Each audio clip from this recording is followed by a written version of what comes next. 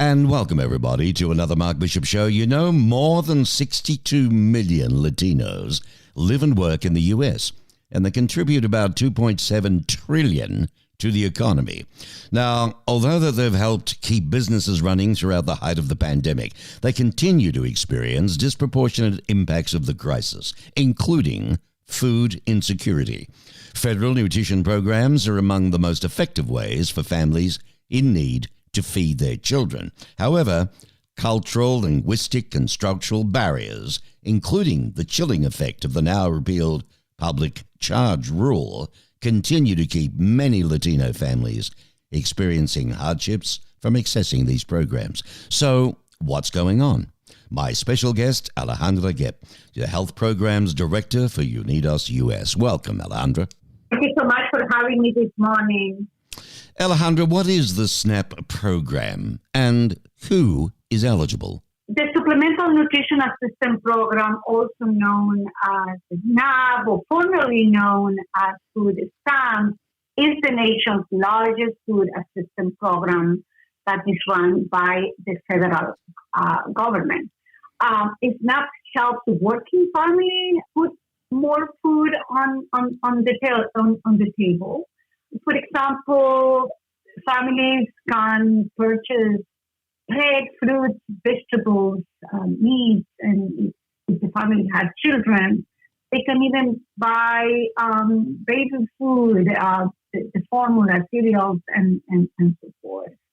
So it's a really good program that helps working families supplement their income when, although they may be working very hard, they are just not making enough. Mm-hmm. The eligibility to the program is primarily based on the income the individual or the family makes, and the benefits will depend on the size of the household. Mm-hmm. For example, if the family, for example, for a family of three that earns at most $2,379 a month.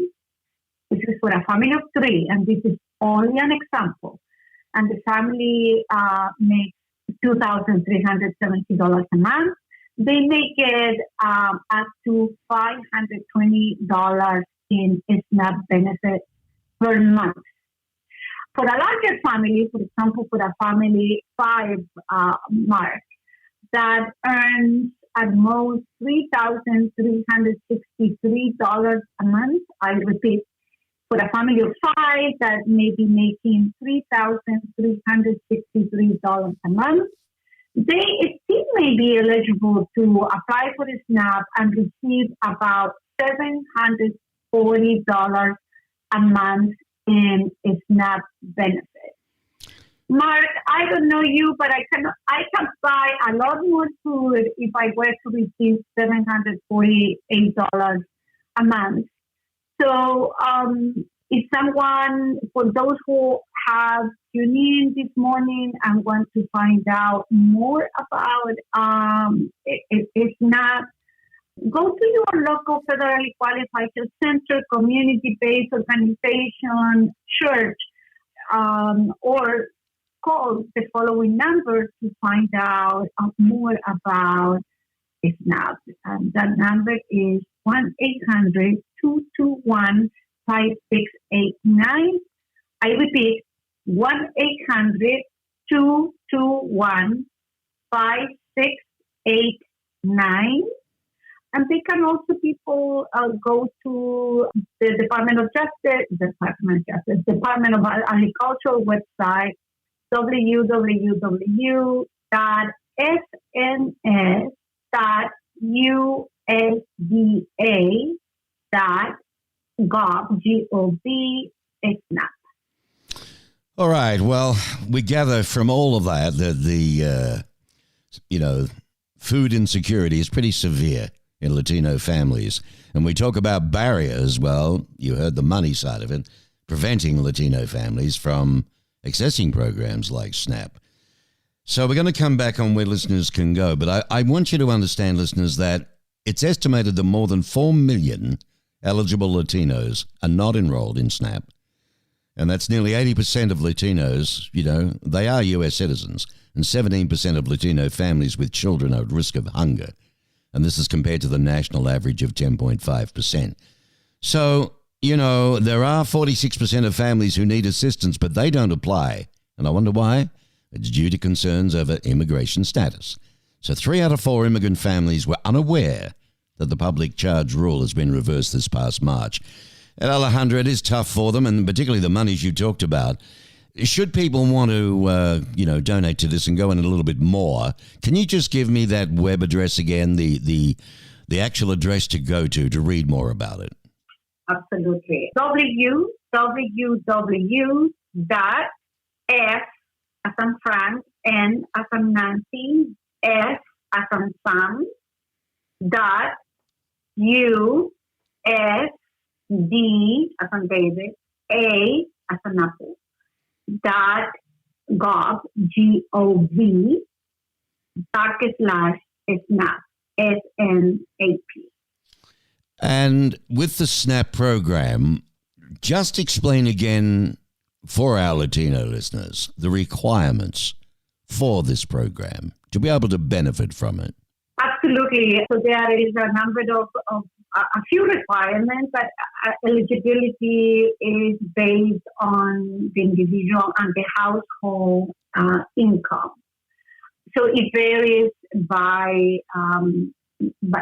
state. Some of the requirements, they have to be making close to a minimum wage, or in some states it may be above the poverty level. So income, how much the person makes, does matter to qualify for the program. And for that particular requirement, the best way for anyone who is tuning in is to go to the local health department, a local organization, church, or even to call at 1-800-221-5689 and find out if they qualify.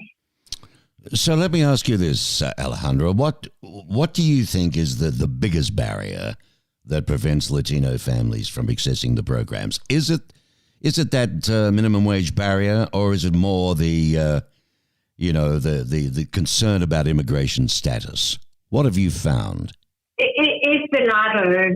People, individual families, are not aware of the program or the benefits of the program. Some, for example, don't fully understand how SNAP works and who it's meant for. And even they may know if they qualify. Also, there is still lingering confusion about the eligibility, for example, of mixed status families and others in our community. And to clarify, mixed status immigrant families may be mom and dad, may not have a green card yet, but the children were born here. So that is what we call mixed status in immigrant families. So it's very important that people know about the program. And if they are having a difficult time, or the dollars they are making are just not simply enough to live better, SNAP is a really good program. And I want to mention that applying for SNAP will have no immigration consequences for the individual or for anyone in the family. Okay. Well, that's good to hear. Alejandra, thank you. We've run out of time on this, but thank you for sharing. It's an important, it's an important topic for a lot of Latino families, and they need all the help they can get in this particular case when you consider 62 million Latinos live and work in the U.S., and $2.7 trillion is attributed to the economy. Thank you, Alejandra Gepp. She's the Health Programs Director for Unidos US.